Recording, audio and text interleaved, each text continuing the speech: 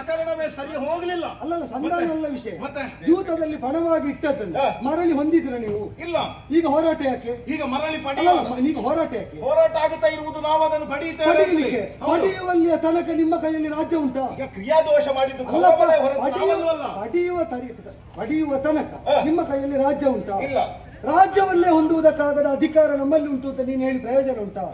ಆದ್ದರಿಂದಲೇ ಹೇಳಿದ್ದು ರಾಜಾಧಿಕಾರಕ್ಕೆ ಅರ್ಹತೆ ಇದ್ದರೂ ಅದು ನಿಮಗೆ ಸಿದ್ಧಿಸದೇ ಇದ್ದರಿಂದ ನೀವು ಗೆಲ್ಲುವಲ್ಲಿಯ ತನಕ ಹಸ್ತಿನಾವತಿಯ ಪ್ರಭುಪೀಠಕ್ಕೆ ಬಾಹಿರರೆಂಬ ನೆಲೆಯನ್ನು ಒಪ್ಪಿಕೊಳ್ಳಲೇಬೇಕು. ಅದಲ್ಲ ಅಂತಾದ್ರೆ ನೀವು ಮಾಡುವ ಯುದ್ಧಕ್ಕೆ ಅರ್ಥ ಇಲ್ಲ ಅಂತ ಆಗ್ತದೆ. ಅಧಿಕಾರ ಸಿದ್ಧಾದ ಮೇಲೆ ಯುದ್ಧ ಮಾಡುವುದು ಗುರುಗಳು ಕಲಿಸೇಕೆ ಇರುವವರು ಉಭಯ ಪಕ್ಷಕ್ಕೂ ಸಮಾನ ವ್ಯವಸ್ಥೆ ನಿನಗೆ ಉಭಯ ಪಕ್ಷಕ್ಕೆ ಸಮಾನ ಇಲ್ಲ. ಹಸ್ತಿನಾವತಿಯ ಪೀಠದ ಅಧೀನವಾಗಿ ನೀನೊಂದು ಪ್ರಶ್ನೆ ಕೇಳಿದೆ, ಉಭಯ ಪಕ್ಷಕ್ಕೂ ಸಮಾನರು ಅಂತ ನೀನೊಂದು ಪ್ರಸ್ತಾವ ಇಟ್ಟೆ. ಅದಕ್ಕೆ ನಾವು ಪ್ರತಿಕ್ರಿಯೆ ಕೊಡುವಲ್ಲಿಗೆ ನೀನು ಕಾಯಬೇಕು. ನಿನಗೆ ನನಗಿಂತ ಕಡಿಮೆ ಪ್ರಾಯದ ರಕ್ತ ಹರಿಯುವುದು ನನಗೆ ಗೊತ್ತು. ಹಾಗಂತ ಪ್ರಶ್ನೆ ಕೇಳಿದ ಮೇಲೆ ಅದಕ್ಕೊಂದು ಉತ್ತರ ಇದವಿತ್ತವೆಂಬುದಾಗಿ ಹೊಂದಬೇಕಾಗ್ತದೆ.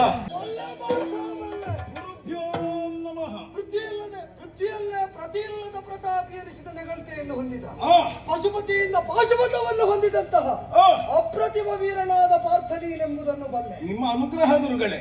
ಆದರೆ ಒಂದುಂಟು, ಅನುಗ್ರಹ ಮಾಡಿದ ಗುರುವಿಗೆ ತಿರುಮಂತ್ರವನ್ನು ನಾವು ಬೋಧಿಸ್ತೇವೆ ಅಂತ ಹೊರಡುವಿಕೆ ಹಾಗುಂಟು. ಇದು ಕ್ಷೇತ್ರದಲ್ಲೂ ಹೋರಾಟ ಮಾಡಿದ ಉಪಾಯವೇ ಇಲ್ಲ. ಈಗ ನೀನು ಸೈನ್ಯವರನ್ನು ಕೊಲ್ಲುವಲ್ಲಿಯ ತನಕ ಈ ಮಾತು ನಿನ್ನ ಬಾಯಿಂದ ಬರಲಿಲ್ಲ. ಕೈ ಮುಗಿಯುವಾಗ್ಲೂ ನೀವೇನು ಬಿಟ್ಟು ಕೊಡ್ಲಿಲ್ಲ. ಈಗ ಕೈ ಮುಗಿದದ್ದು ಯಾಕೆ ಅಂತ ಮೊದಲ ಪ್ರಶ್ನೆ. ನಾನು ಬಿಟ್ಟು ಕೊಡ್ತೇನೆ ಇಲ್ವಾ ಎಂಬುದು ಮತ್ತೆ ಪ್ರತಿಕ್ರಿಯೆಗೆ ಸಂಬಂಧಿಸಿದ. ಕ್ಷೇತ್ರ ಅದುವೇ ಹೌದಾದ್ರೆ, ಪ್ರತಿಜ್ಞೆ ಮಾಡಿದ್ದು ನೀನೇ ಹೌದಾದ್ರೆ, ಸೂರ್ಯಾಸ್ತಮಾನದ ಒಳಗಾಗಿ ಸೈನ್ಯವರನ್ನು ಕೊಂದು ಕಳೆಯುತ್ತೇನೆ ಅಂತ ಆಡಿದವನು ವ್ಯೂಹದ್ವಾರದಲ್ಲೇ ನಿಕ್ಷಿಪ್ತನಾದಂತಹ ದ್ರೋಣನಲ್ಲಿ ಗುರುಭಾವದಿಂದ ಮಣಿದು ನಿಂತು ನನಗೆ ಅವಧಿ ಕಡಿಮೆ ಇರುವುದು ಗುರುಗಳೇ, ಕ್ಷಿಪ್ರವಾಗಿ ನನ್ನ ಶತ್ರುವನ್ನು ನಾನು ಕೊಂದು ಕಳೆಯಬೇಕು, ಸ್ವಲ್ಪ ದಾರಿ ಬಿಟ್ಟು ಕೊಟ್ಟಿದ್ರೆ ಒಳಗೆ ಹೋಗ್ಲಿಕ್ಕೆ ಅನುಕೂಲ ಆಗುತ್ತೆ ಈಗ ಹೇಳುವಾಗ ಕ್ಷೇತ್ರ ನ್ಯಾಯ ನೆನಪಿರ್ಲಿಲ್ಲ. ಇದೇ ಶಿಷ್ಯನೇ ಹೌದಾದ್ರೆ ಅನ್ಯನೊಬ್ಬನ ಪ್ರೋತ್ಸಾಹಕ್ಕೆ ಮಣಿದು ಬಾಗುತ್ತಾನೋ ಅಥವಾ ಅವನಾಗಿಯೇ ಬಾಗುತ್ತಾನೋ? ಈಗ ಹೇಗೆ ಬಾಗಲಿ ಪ್ರಶ್ನೆ ಇರುವುದು ಕ್ಷೇತ್ರ ನ್ಯಾಯ ಯಾರಿಗೆ ಯಾರು ವಿರೋಧ ಮಾಡಬಹುದು ಎಂಬುದನ್ನು ನೀನು ಒಪ್ಪಿದ್ದು ಹೌದಾದರೆ, ನೀನು ಪ್ರತಿಜ್ಞಾ ಪೂರಣವನ್ನು ಮಾಡುವ ವೇಳೆಯಲ್ಲಿ ವಿಪಕ್ಷದಲ್ಲಿ ಸೇನಾಧಿಪತಿಯಾಗಿದ್ದ ಆಚಾರ್ಯ ದ್ರೋಣನ ಕೃಪೆಯನ್ನು ಯಾಕೆ ಅಪೇಕ್ಷಿಸಿದೆ? ಅಪೇಕ್ಷಿಸಿದ್ದು ತಪ್ಪು ತಾಡುವುದಿಲ್ಲ. ಮತ್ತೆ ಶಿಷ್ಯನಾಗಿ ಪುತ್ರಭಾವದಿಂದ ಸಲಹಲ್ಪಟ್ಟ ತಾನು ಪಿತೃಭಾವದಿಂದ ಪೂಜಿಸುವಂತಹ ಗುರುವೇ ಎದುರಾದ ಕಾಲದಲ್ಲಿ ನನ್ನ ಪ್ರತಿಜ್ಞಾ ಪೂರಣಕ್ಕೆ ಅವ ಸಹಾಯಿಯಾಗಬೇಕು ಅಂತ ನೀನು ಬಯಸಿದ್ದ ಹೌದಾದ್ರೆ, ಈಗ ಗುರುವೇ ಪ್ರತಿಜ್ಞೆ ಮಾಡಿ ಹೊರಟಿದ್ದಾನೆ. ಹಗಲು ರಾತ್ರಿಗಳ ಪರಿಭೇದವನ್ನು ಅಳಿಸಿ ಜಯದ್ರಥನನ್ನು ಕೊಲ್ಲುವುದಕ್ಕಾಗುವಾಗ ಸೂರ್ಯಾಸ್ತಮಾನ ಆಯಿತು ಅಂತ ಒಮ್ಮೆ, ಆಗಲಿಲ್ಲ ಅಂತ ಇನ್ನೊಮ್ಮೆ, ಎರಡನ್ನೂ ಮಾಡಿ ತೋರಿಸಿದಂತಹ ಪಕ್ಷದಲ್ಲಿ ಪ್ರಧಾನ ಯೋಧನಾದಂತಹ ನಿನ್ನನ್ನು ಒಡೆಗೊಂಡು ಯಾರೆಲ್ಲ ಇದ್ದೀರೋ ಅವರೆಲ್ಲರಲ್ಲೂ ಹಗಲು ರಾತ್ರಿಗಳ ಪರಿಭೇದ ಇಲ್ಲದೆ ಅದೋ ಬೊಂಬಾಳ ದೀವಿಗೆಗಳ ಬೆಳಕಿನಲ್ಲಿ ರಾತ್ರಿ ಯುದ್ಧ ತೊಡಗುತ್ತಾ ಉಂಟು. ಸಾಯಂ ಸಂಧ್ಯೆ ಉತ್ತರಿಸಲ್ಪಟ್ಟಿದೆ. ಈ ಕಾಲದಲ್ಲಿ ಕಟ್ಟಿದಂತಹ ಕವಚವನ್ನು ನಾನು ಬಿಚ್ಚುವುದರ ಒಳಗಾಗಿ ನಿರ್ದಿಷ್ಟವಾದ ವಿರೋಧಿಗಳನ್ನು ಹನನ ಮಾಡಿದ್ದೇನೆ ಅಂತ ಹೊರಟ ಕಾಲದಲ್ಲಿ ಗುರು ಯಾವ ಪ್ರತಿಜ್ಞೆ ಮಾಡಿದ್ರು ಅವರ ಬತ್ತಳಿಕೆ ಲಘುವಾದದ್ದು ಅಂತ ಅಕ್ಷಯ ತೂಣೀರವನ್ನು ಹೊಂದಿದಂತಹ ನೀನು ತೋರಿಕೊಡುವುದಕ್ಕೆ ಹೊರಟ ಹಾಗುಂಟು. ಭೂಮಿ ತೂಕದ ಗಾಂಧೀವವನ್ನು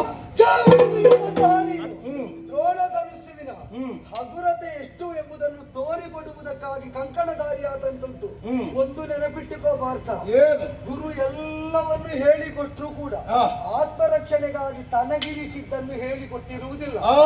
ಸ್ವಯಂ ಸಿದ್ಧವಾದದ್ದು ಶಿಷ್ಯನಿಗೆ ಬೋಧಿಸಲ್ಪಡದೇ ಇದ್ದದ್ದು ಅದು ಒಂದು ಸಾಕಾಗ್ತದೆ. ಮುಗಿಲೆತ್ತರ ಬೆಳೆದ ಕೀರ್ತಿಯನ್ನು ಸರಳ ಸವಿಯ ನೋಡಲಿಕ್ಕೆ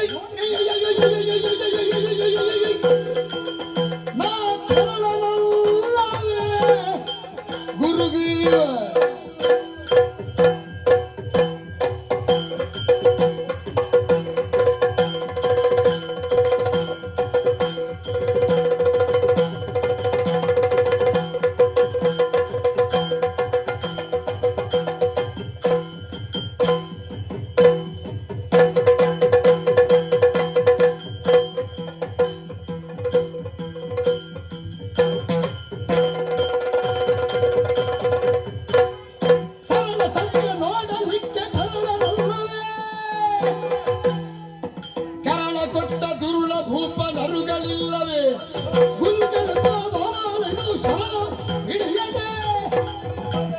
ಹಿಡಿದು ಬೇಡಿದಾಗ ಮರತಿರಲ್ಲವೇ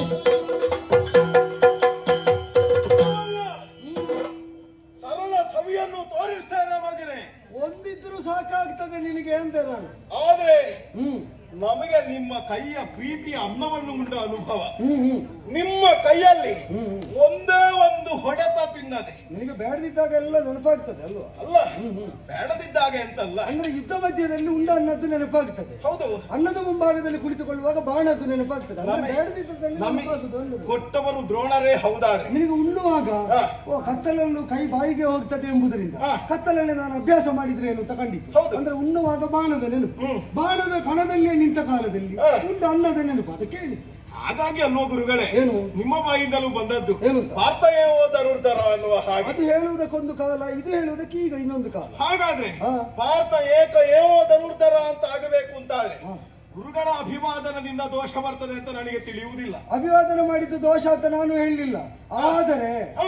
ಆಶೀರ್ವಾದ ಮಾಡುವ ಗುರುವಿನ ಪ್ರಾಮಾಣಿಕತೆಯನ್ನೇ ಲಕ್ಷ್ಯವಾಗಿಸಿಕೊಂಡು ಹಾ. ಕಪಟಿಯಾಗಿ ಕೃತ್ರಿಮದಿಲ್ಲಿ ಹಾ. ಎದುರಿನಿಂದ ನಮಸ್ಕಾರ, ಹಾ. ಹಿಂದಿನಿಂದ ಗುರುವಿಗೆ ತಿರುಮಂತ್ರ, ಹಾ. ಈ ಉಭಯ ನೀತಿಯನ್ನು ಹೊಂದಿದ್ದರೆ ಆ ನೀತಿಯೇ ನಿನಗೆ ಅಂತಕಪ್ರಾಯವಾಗ್ತದೆ. ಎಚ್ಚರ ಇರಲಿ. ನಾವು ನಿಮ್ಮಲ್ಲಿ ಯಾವುದೇ ರೀತಿಯ ದೋಷವನ್ನಿರಿಸಿಯೋ ನಾವು ಆಡುತ್ತಾ ಇರುವುದಲ್ಲ. ಹ್ಮ್. ನಮಗೆ ಕಾಣುವುದು ಎಲ್ಲಿ ಗೊತ್ತಾ? ಹ್ಮ್. ಅಶ್ವತ್ಥಾಮನಿಗಿಂತಲೂ ಹೆಚ್ಚಿನವನು ನೀನು ಪುತ್ರವತ್ಸಲ್ಯದಿಂದ ಕಾಣ್ತೇನೆ ಅಂತ ಆಡಿದ ಗುರುಗಳೇ, ಇವತ್ತು ರಣಕಣದಲ್ಲಿ ನನಗೆ ಸವಿ ಉಣ್ಣಿಸ್ತೇನೆ ಅಂತ ಹೊರಡ್ತಾ ಇರುವಾಗ ಇದು ನಿಮ್ಮ ಮಾತಲ್ಲ, ನಿಮ್ಮ ಒಳಗೆ ಸೇರಿಕೊಂಡಿರುವುದು ಕೌರವ ಕೊಟ್ಟಿರುವ ಅನ್ನದ ವಿಷ. ಈಗ ಹ. ಹಸ್ತಿನಾವತಿಗೆ ವಿರೋಧ ರಾಜ್ಯಕ್ಕೂ ಒಂದು ಯುದ್ಧ ಆಗ್ತದೆ. ಹಾ. ಆ ರಾಜ್ಯದಲ್ಲಿದ್ದ ಸೈನಿಕನ ಕುಟುಂಬದ ಜೊತೆಗೆ ಹಸ್ತಿನಾವತಿಯ ಸೈನಿಕನ ಕುಟುಂಬಕ್ಕೆ ವಿವಾಹ ಸಂಬಂಧ ಏರ್ಪಟ್ಟಿರ್ತದೆ. ಇಬ್ಬರು ಆಯಾ ಸೇನೆಯ ಪ್ರಧಾನದಲ್ಲಿ ಆಯಕಟ್ಟಿನ ಸ್ಥಳದಲ್ಲಿ ಇರ್ತಾರೆ.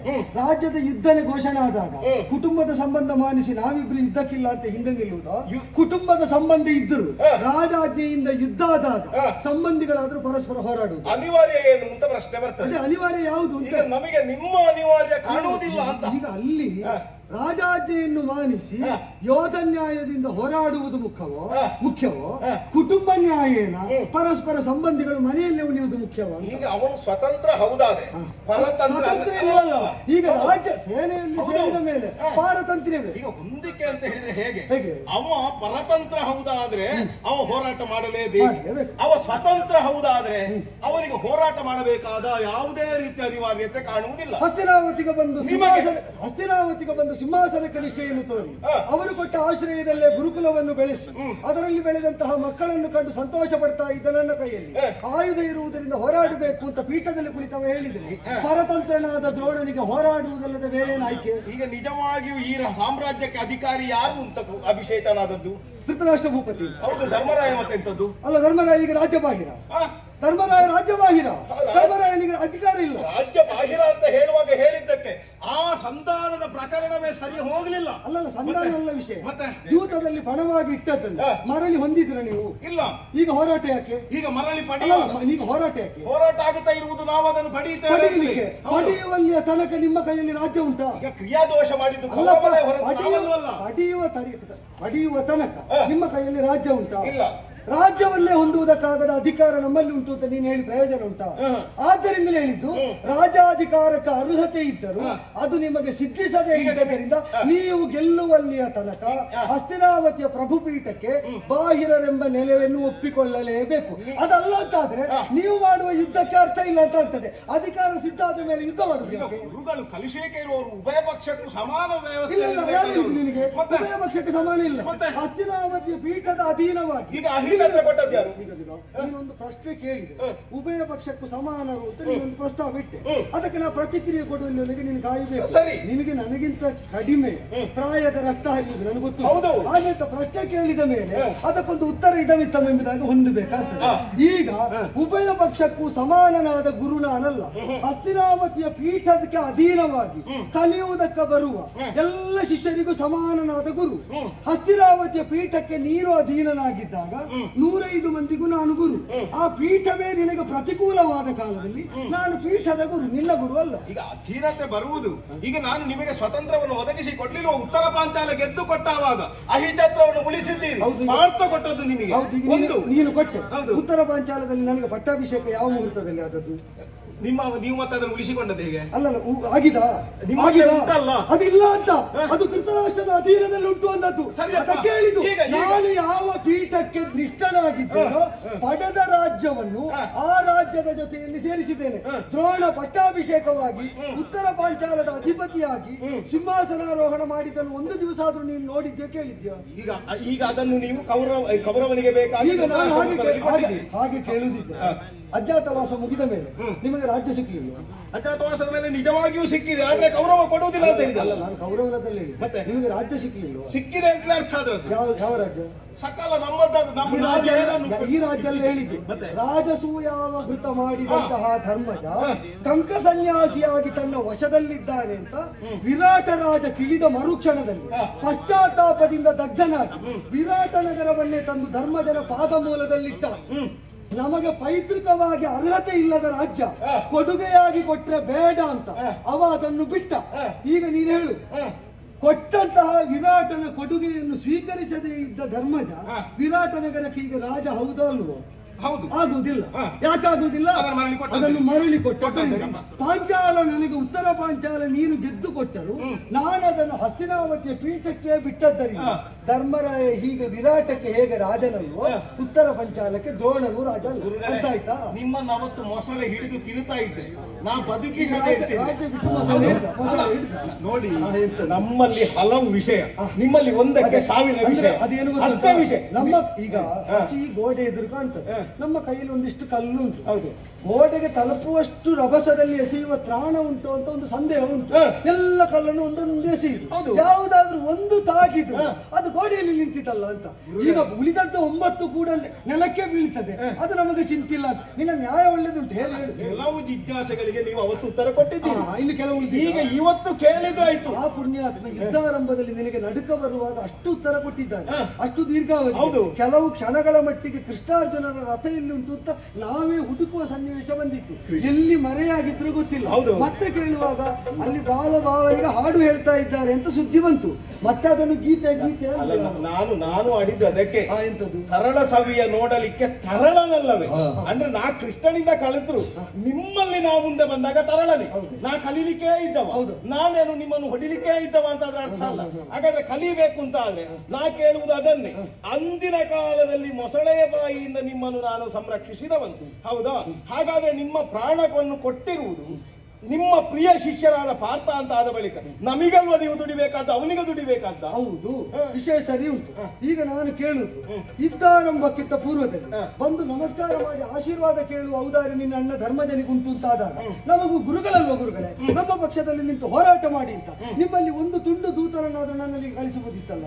ಒಂದು ತುಂಡು ದೂತ ಅಲ್ಲ, ಒಂದು ನ್ಯಾಯದಲ್ಲಿ ಹೇಳಿದ್ದು ಒಬ್ಬ ಪ್ರತಿನಿಧಿಯನ್ನಾದರೂ ಕಳಿಸಿ ಗುರುಗಳೇ ನಮ್ಮ ಪರವಾಗಿ ಬರಬೇಕಿತ್ತು ಅಂತ ನಿಮಗೆ ಮಾಡಬೇಡಿ. ಅಲ್ಲ, ನಿಮ್ಮಲ್ಲಿ ಪೂರ್ಣ ಉಂಟು, ನಮ್ಮಲ್ಲಿ ತುಂಡೇ ಇರುವುದು. ನಮ್ಮಲ್ಲಿ ತುಂಡೇ ಇರುವುದು, ನಿಮ್ಮಲ್ಲಿ ಪೂರ್ಣ ಉಂಟು. ಅಲ್ಲ, ನಾನು ಅದೇ ಹೇಳಿದ್ದು ತುಂಡು ದೂತ ಅಂತ ನಾನು ಹೇಳಿದ್ದು ಯಾಕೆ? ಪ್ರತಿನಿಧಿಯಾಗಿ ಧರ್ಮರಾಯನೇ ಬರುವುದು ಬೇಡ, ಪಾಂಡವರಲ್ಲಿ 5ರಲ್ಲಿ ಒಬ್ಬನೂ ಬರುವುದು ಬೇಡ, ಒಬ್ಬನನ್ನಾದ್ರೂ ಕಳಿಸಿ ಗುರುಗಳೇ ನಿಮ್ಮ ಸಹವಾಸ ನಮಗೆ ಬೇಕು, ನಿಮ್ಮ ಸಹಾಯ ನಮಗೆ ಬೇಕು. ನಮ್ಮಲ್ಲಿಗೆ ಅಲ್ಲ, ನಾನು ಯೋಚಿಸಿದ್ದು ಬಿಡು, ಯೋಚಿಸಿ ಅಲ್ಲಿ ಎಲ್ಲಿಗೆ ಬಂದಿದ್ದಾನೆ, ಯಾಕೆ ಬಂದಿದ್ದಾನೆ ಅದು ಬೇರೆ ವಿಷಯ. ನಾನು ಕೇಳಿದ್ದು ನೀವು ನಿನ್ನನ್ನು ಒಡೆಗೊಂಡಂತೆ ಧಾರಾವತಿಗೆ ನೀನು ಹೋದದ್ದಲ್ವ? ಈಗ ತನ್ನ ತಂಗಿಯನ್ನು ಕೊಟ್ಟು ನಿನ್ನ ಜೊತೆಯಲ್ಲೇ ಮದುವೆ ಮಾಡಿದ್ದಾನೆ ಎಂಬ ಭರವಸೆ ಆದ್ರೂ ಇದ್ದಿದ್ರೆ ನಾನು ಕೇಳದಿದ್ರು ಕೃಷ್ಣ ನಮ್ಮ ಪಕ್ಷಕ್ಕೆ ಬರ್ತಾನೆ ಅಂತ ಭರವಸೆ ಇರ್ಬೇಕಿತ್ತಲ್ಲ. ಆದ್ರೆ ನೀವು ಹೋದ್ರಿ, ಧರ್ಮದ ಕಳಿಸಿದ, ನೀನು ಹೋದೆ, ಪಾದ ಮೂಲದಲ್ಲಿ ಕುಡಿತೆ ಬೇಡಿದೆ, ಅವ ಆಯುಧ ಕೆಳಗಿಟ್ಟಿದ್ದಾನೆ ಅಂತ ಹೇಳುವಾಗ ಸಾರಥಿ ಆದ್ರೂ ಆಗುವಂತ ಕೇಳಿ ಬೇಡಿ ಪಡೆದೆ. ಈಗ ಕೃಷ್ಣ ಭಾವನಾದರೂ ಕೂಡ ಸಹಾಯ ಕೇಳುವುದು ವಿಧಿ ಅಂತ ಆದ್ರೆ ನಾನು ಗುರುವಾದರೂ ಒಂದು ಸಹಾಯ ಕೇಳಬೇಕಿತ್ತಲ್ಲ. ನಾನಿದನ್ನು ಯಾಕೆ ಹೇಳಿದ್ದು? ನಾನು ಬರ್ತಿದ್ದೆ ಅಂತ ಹೇಳಲಿಕ್ಕಲ್ಲ, ಕೇಳಿದ್ರು ಅವರಿಗೆ ಬರಲಾಗದ ನಿರ್ಬಂಧ ಉಂಟು, ಅದು ಧರ್ಮದ ಬಂಧನ. ಇದನ್ನು ಹೇಳಿದ್ದು, ಇದನ್ನು ತಿಳಿದದ್ದು ನಿನ್ನ ಅಣ್ಣ ಸಂಧಾನದ ಸಭೆಗೆ ಬಂದ ಕೃಷ್ಣ ಕೂತಿದ್ದ ಅಂತ ಹೇಳ್ತೇನೆ.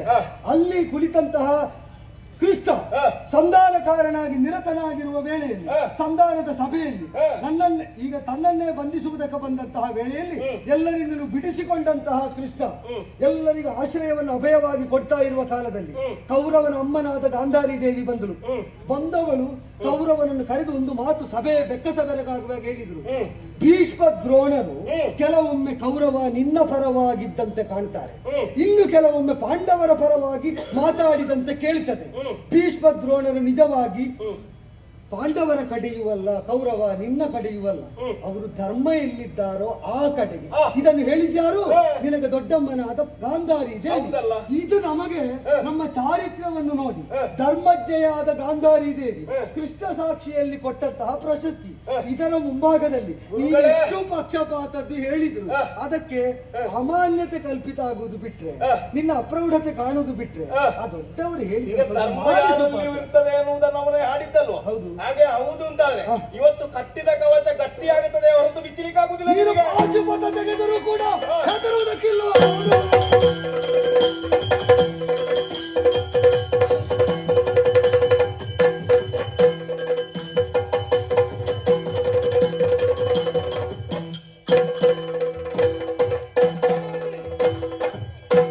ಕಳಸಜನ ಸಾಗಸಕ್ಕೆ ಕೃಷ್ಣನು ತಲೆಯ ತೂಗುತ್ತಲಾಗ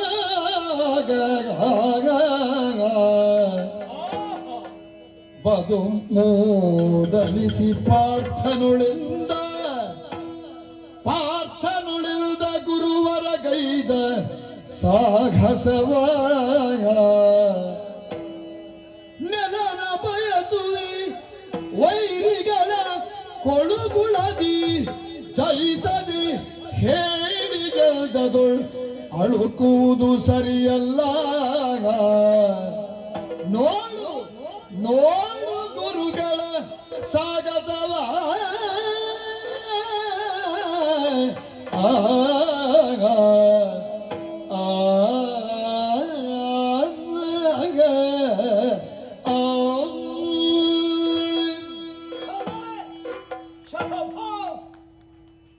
ಉಭಯ ಕುಲವಿಲ್ಲೋಜ ಶಾಪಾದಪಿ ಶರಾದಪಿ ಎನ್ನುವಂತಹ ಖ್ಯಾತಿಗೆ ಒಳಗಾದವರು ದ್ರೋಣಾಚಾರ್ಯರೇ.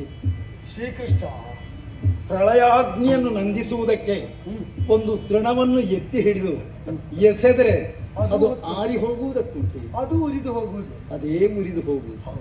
ಹಾಗೆ ನಿಮ್ಮ ಪ್ರತಾಪದ ಮುಂದೆ ಈ ಅರ್ಜುನನ ಸಾಹಸ ಮೆರೆಯುವುದಕ್ಕುಂಟೆ. ಕೃಷ್ಣ, ಆಯುಧ ಕೆಳಗೆ ಹಾಕಿ ಯುದ್ಧದಲ್ಲಿ ಭಾಗಿಯಾಗ್ತೇನೆ ಅಂತ ನೀನು ಹೇಳಿದ್ದು ಇದಕ್ಕೆ ಇರಬೇಕು. ಆಯುಧ ಹಿಡಿದರೆ ಯಾವ ಪಕ್ಷದ ಪರವಾಗಿ ಹಿಡಿದದ್ದು ಅವರಿಗಾಗಿ ಕಡಿಯಬೇಕು, ಪಡೆಯಬೇಕು. ಆಯುಧ ಕೆಳಗಿಟ್ರೆ ಪಕ್ಷಪಾತ ಇಲ್ಲದೆ ಗುಣಗ್ರಾಹಿಯಾಗಿ ಮೆಚ್ಚುಗೆ ಹುಟ್ಟಿಸಿದ್ದನ್ನು ಹೊಗಳುವುದಕ್ಕಾಗ್ತದೆ. ವಿಪಕ್ಷದಲ್ಲಿದ್ದರು ಮುಕ್ತವಾಗಿ ಪರಾಕ್ರಮವನ್ನು ಪ್ರಶಂಸಿಸಿದ ನಿನ್ನ ಗುಣೌದಾರ್ಯವನ್ನು ನಾ ಮಾನಿಸಿ ಕೈ ಮುಗಿತೇನೆ. ದೇವ್ರೆ, ಅರ್ಥ ನನ್ನ ಏನು ಮಾಡ್ತಾ ಇದ್ಯೋ? ಛಲದಿಂದ